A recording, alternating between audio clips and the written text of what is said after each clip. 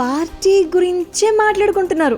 మనము కూడా మాట్లాడేసుకుందాంలేండి. మొబైల్ మసాలా వారి ఫిల్మ్ నగర్ కబుర్లలోకి వెళ్ళిపోతే రిలయన్స్ ఇండస్ట్రీస్ అధిపతి ముఖేష్ అంబానీ చిన్న కొడుకు Anant and encode health care CEO Viren merchant కుమార్తె రాధిక వీళ్ళ వివాహం జరగబోతుంది కదా జూలైలో.